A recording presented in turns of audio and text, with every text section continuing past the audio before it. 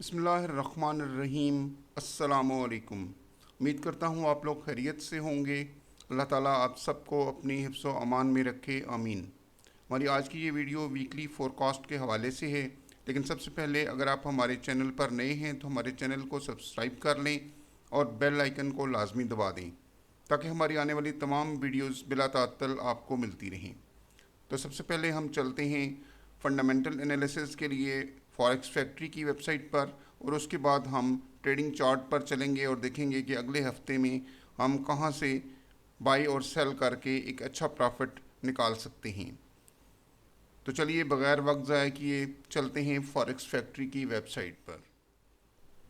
जी तो व्यूअर्स, हम इस वक्त फॉरेक्स फैक्ट्री की वेबसाइट के ऊपर आ चुके हैं। यहाँ पर अगर आप देखें तो मंडे को 4 अगस्त है और 4 अगस्त से हमारा ये वीक जो है वो स्टार्ट होने जा रहा है। 4 अगस्त को 11:30 पर सुबह CHF पर एक हाई इम्पैक्ट न्यूज़ है, CPI का मंथली डाटा है, और उसके अलावा USD के ऊपर कोई भी मीडियम या हाई इम्पैक्ट न्यूज़ जो है वो मौजूद नहीं है। इसके बाद अगर आप देखें तो मंगल वाले दिन शाम को 7 बजे USD के ऊपर ISM सर्विसेज PMI का डाटा है, एक हाई इम्पैक्ट न्यूज़ है, आपको अच्छी मूवमेंट मिल सकती है इस टाइम पे। चूँकि इसके अलावा कोई ख़ास न्यूज़ नहीं है मंडे वाले दिन, तो ज़्यादातर टेक्निकली ही मार्केट जो है वो मूव करेगी। बात कर रहे थे ट्यूसडे वाले दिन की, तो ट्यूसडे वाले दिन शाम को 7 बजे जो है ISM सर्विसेज PMI का डाटा है, हाई इम्पैक्ट न्यूज़ से आपको अच्छी मूवमेंट देखने को मिल सकती है। मनी मैनेजमेंट और स्टॉप लॉस को लाजमी मद्देनज़र रखें ताकि आप अच्छा प्रॉफिट गेन कर सकें। उसके बाद अगर आप देखें तो बुध वाले दिन 6 अगस्त है। 6 अगस्त को 3:45 पर, यानी कि सुबह के 3:45 पर, जिस वक्त पाकिस्तान में जो है आधी रात का टाइम होता है और न्यूजीलैंड सेशन जो है वो सुबह सवेरे स्टार्ट होता है, तो न्यूजीलैंड में उस वक्त मार्केट चूँकि ओपन हो जाती है, तो उस पर हाई इम्पैक्ट न्यूज़ है, एम्प्लॉयमेंट चेंज का डाटा है और इसके साथ साथ अनएम्प्लॉयमेंट रेट का डाटा है।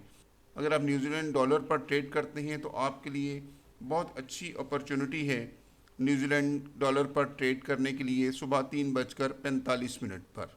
उसके बाद हम चलते हैं अगले दिन थर्सडे को 7 अगस्त। 7 अगस्त को भी न्यूजीलैंड डॉलर के ऊपर सुबह 8 बजे पाकिस्तानी वक्त के मुताबिक एक मीडियम इम्पैक्ट न्यूज़ जो है वो मौजूद है। इन्फ्लेशन एक्सपेक्टेशंस का क्वार्टरली डाटा है। याद रहे कि बुध वाले दिन 6 अगस्त को USD के ऊपर कोई भी हाई या मीडियम इम्पैक्ट न्यूज़ जो है वो मौजूद नहीं है।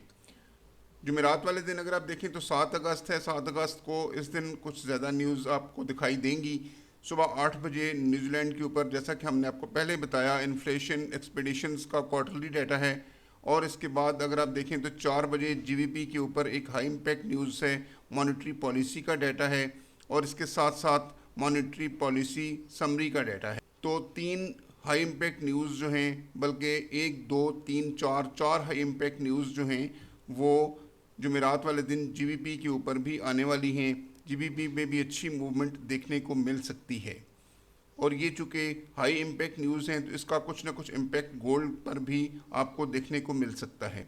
शाम को 5:30 बजे एज यूजुअल आपको USD के ऊपर अनएम्प्लॉयमेंट क्लेम्स का डाटा मिलता है जुमेरात वाले दिन, और इसके अलावा कैनेडियन डॉलर की एक मीडियम इम्पैक्ट न्यूज़ है। तो ये था जुमेरात का दिन। अब देखते हैं कि जुमे वाले दिन हमारे पास कौन सी न्यूज़ हैं। तो जुमे वाले दिन हमारे पास USD के ऊपर कोई भी न्यूज़ जो है वो मौजूद नहीं है। सिर्फ कैनेडियन डॉलर के ऊपर शाम को 5:30 बजे एम्प्लॉयमेंट चेंज और अनएम्प्लॉयमेंट रेट का डाटा है। तो इस तरीके से USD के ऊपर सिर्फ इस वीक में 2 न्यूज़ हैं। एक न्यूज़ मंगल वाले दिन, ट्यूसडे वाले दिन 5 अगस्त को है, और दूसरी जो न्यूज़ है हाई इम्पैक्ट न्यूज़ वो अनएम्प्लॉयमेंट क्लेम्स की है जो कि जुमेरात के दिन है। ज़्यादातर गोल्ड जो है वो टेक्निकली ही मूव करेगा, और इस माह से हस्बे वादा हम कोशिश करेंगे कि डेली बेस पर आपको मार्केट के बारे में अपडेट करें। तो चलिए चलते हैं ट्रेडिंग चार्ट पर और वहां जाकर मार्केट को एनालाइज करने की कोशिश करते हैं। ट्रेडिंग चार्ट पर अगर आप देखें तो यहाँ पर आपको, यह हमने मंथली टाइम फ्रेम का चार्ट जो है वो ओपन किया हुआ है। इसको हम थोड़ा सा मार्क करने के लिए यहाँ से एक एरो ले लेते हैं ताकि हमें आपको बताने में थोड़ी सी आसानी रहे। तो ये देखिए यहाँ पर जो है पिछले 3 मंथ से मार्केट मुकम्मल तौर पर डोजी कैंडल्स बना रही थी और इसमें अगर आप देखें तो लास्ट मंथ में भी मार्केट ने एक डोजी कैंडल बनाई थी। इन तीनों कैंडल्स को देखते हुए यही चीज़ एक्सपेक्ट की जा रही थी कि मार्केट शायद यहाँ से सेलिंग की तरफ मूव करेगी, लेकिन जुमे वाली न्यूज़ के बाद मार्केट ने खासी ज़्यादा मूवमेंट दिखाई बाइंग साइड के ऊपर। इस चीज़ को हम मज़ीद डिटेल से देखने के लिए छोटे टाइम फ्रेम्स में भी जाकर देख लेते हैं, लेकिन फ़िलहाल मार्केट का जो स्ट्रक्चर है वो बहुत ही एग्रेसिव तरीके से बाइंग की तरफ है और मे बी पॉसिबल अगर ये स्ट्रक्चर कायम रहा तो मार्केट अपना हाई भी ब्रेक कर सकती है। चलते हैं वीकली में और उसके बाद H4 और H1 में जाकर भी मार्केट को अच्छे से एनालाइज करते हैं। वीकली टाइम फ्रेम में अगर आप देखें तो यहाँ पर एक कैंडल बनी हुई है जिसके नीचे खासी बड़ी विक आपको दिखाई दे रही है। ये एक हैमर कैंडल है। कैंडल स्टिक पैटर्न में जाकर हम इन कैंडल स्टिक्स के नामों के बारे में भी तफसील से आपको बताएंगे। बहरहाल अभी हम आपको बता देते हैं कि इस कैंडल को, जो इस शेप की कैंडल होती है, उसको हैमर कैंडल कहा जाता है। तो हैमर कैंडल नॉर्मली एक ऐसा साइन होता है जहाँ से मार्केट जो है वो अगर ऊपर रेजिस्टेंस पर बने तो लाजमी तौर पर मार्केट जो है वो अपना स्ट्रक्चर चेंज करते हुए सेल की तरफ चली जाती है। अब देखना यह है कि क्या मार्केट यहाँ से हमें आने वाले वीक्स में सेल की ट्रेड्स फ्राहम करती है या मार्केट अपना हाई ब्रेक करने चली जाती है।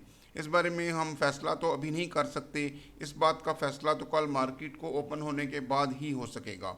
लेकिन बज़ाहिर ऐसे ही है कि अगर ये कैंडल बने तो मार्केट जो है वो अपना स्ट्रक्चर डाउनवर्ड लेकर जाती है अगर ये कैंडल रेजिस्टेंस के ऊपर बने। और ये चूँकि हमारी एक पुरानी रेजिस्टेंस जो है वो चली आ रही है और यहाँ पर मुतवक्को यही है कि मार्केट यहाँ से डाउनवर्ड मूव करेगी। लेकिन फ़िलहाल मार्केट ओपन होने से पहले कुछ भी कहना कबल अज़ वक्त होगा कि मार्केट यहाँ से सेल ट्रेंड लेती है या मज़ीद बाइंग की तरफ चली जाती है। ज़ाहिर चूँकि हमारी एक पुरानी रेजिस्टेंस चली आ रही है तो उस हवाले से हम इसको ये देख सकते हैं कि मार्केट यहाँ से सेल की तरफ मूवमेंट कर सकती है। लेकिन आपको ये भी याद होगा कि हमारे कोर्स में एक चीज़ थी रेजिस्टेंस बिकम सपोर्ट, RBS। तो यहाँ से अगर ये रेजिस्टेंस एक सपोर्ट बन जाती है तो देन मार्केट अपना हाई ब्रेक करने की तरफ भी जा सकती है। इसको मज़ीद डिस्क्राइब करने के लिए चलते हैं हम छोटे टाइम फ्रेम में, यानी कि डे 1 और H4 में, और इस बारे में जानने की कोशिश करते हैं कि आने वाले टाइम में क्या मुतवक्को मूव्स हमें मिल सकती हैं। लास्ट फ्राइडे को जो वीडियो हमने बनाई थी उसमें हमने आपको बताया था कि आज न्यूज़ आने वाली है और न्यूज़ में अगर मार्केट जो है वो ऊपर की तरफ मूव करती है तो वो कहाँ तक मूव करेगी, और अगर मार्केट नीचे की तरफ मूव करती है तो फिर वो कहाँ तक मूव करेगी। उसके लिए हमने आपको कुछ लेवल्स जो हैं वो बताए थे। अगर आपको वो लेवल्स याद हैं तो ठीक है, अगर नहीं याद तो उसका लिंक डिस्क्रिप्शन में मौजूद है, आप उस वीडियो को जाकर दोबारा से देख सकते हैं। मार्केट उस वक़्त कुछ इस जगह के ऊपर मौजूद थी और यहाँ से हमने ये ट्रेंड लाइन लगाई थी कि मार्केट अगर इस ट्रेंड लाइन को ब्रेक करती है तो देन हमारा जो लेवल है, पहला लेवल ये वाला होगा 3300 वाला। 3300 के बाद हमने अगला लेवल आपको बताया था 3340 वाला, 3330 से 3340 तक का लेवल, और उसके बाद जो लेवल था वो हमने आपको बताया था कि 3360 वाला लेवल जो है वो मार्केट जो है वो टच कर सकती है। और मार्केट के नीचे गिरने की सूरत में हमने आपको 3240, 3220 और 3200 वाले लेवल हमने आपको बताए थे कि यहाँ तक मार्केट नीचे जा सकती है, क्योंकि ख़ासी बड़ी न्यूज़ थी और इस न्यूज़ पर बड़ी मूवमेंट ही मुतवक्को थी। लेकिन मार्केट ने चूँकि ऊपर की तरफ मूव किया है, उसकी वजह ये थी कि न्यूज़ जो है वो डॉलर के लिए नेगेटिव आई थी, तो गोल्ड ने डेफिनेटली फिर ऊपर की तरफ ही मूव करना था। तो ऐसी सूरत में गोल्ड ने एक लंबी कैंडल बनाई और मार्केट की जो क्लोजिंग हुई वो तकरीबन 3361 के ऊपर हुई। अब देखना यह है कि क्या आने वाले वीक में मार्केट हमारे इस सेलिंग लेवल को रिस्पेक्ट देते हुए यहाँ से नीचे की तरफ मूवमेंट करती है या मार्केट इसको ब्रेक करते हुए अपना हाई ब्रेक करने की तरफ चली जाती है। याद रखें कि अगर मार्केट 3400 को ब्रेक करती है तो देन मार्केट अपना 3500 का हाई भी ब्रेक कर सकती है। जिस तरीके से एग्रेसिव मूवमेंट हुई है और मार्केट जो है एक बार फिर प्रॉपरली बाइंग स्ट्रक्चर में आ चुकी है, तो ऐसी सूरत में मार्केट अपना हाई भी ब्रेक कर सकती है। मार्केट ने हमारी ये वाली जो ट्रेंड लाइन थी, जो डेली में भी आपको एक अच्छा सेटअप फ्राहम कर रही थी। ये देखिए यहाँ पर कितनी कैंडल्स, कितने दिन से मार्केट जो है वो नीचे की तरफ मूव कर रही थी। और इससे पिछले यानी कि जुमेरात वाले दिन भी मार्केट को खासी रिजेक्शन मिली थी इस ट्रेंड लाइन के ऊपर से, और यहाँ से मार्केट जो है वो नीचे की तरफ मूव हुई। और ये वाली कैंडल जो है एक ऐसी कैंडल बनी थी जहाँ से मार्केट जो है वो नीचे भी जा सकती थी। लेकिन ये देखिए यहाँ पर जो कैंडल बनी है, ये वाली कैंडल पैटर्न्स में इन्वर्टेड हैमर के नाम से जानी जाती है। तो यहाँ से मार्केट जो है, अगर ये कैंडल स्पॉट के ऊपर बने तो मार्केट जो है वो अपना ट्रेंड चेंज कर जाती है। तो इसी कैंडल को रिस्पेक्ट देते हुए यहाँ से मार्केट ने अपना ट्रेंड चेंज करके मार्केट बाइंग की तरफ चली गई है। इसके अलावा जो कि फंडामेंटल न्यूज़ भी थी, तो मार्केट ने इस चीज़ को रिस्पेक्ट देते हुए बहुत ज़्यादा मूवमेंट दी बाइंग की तरफ।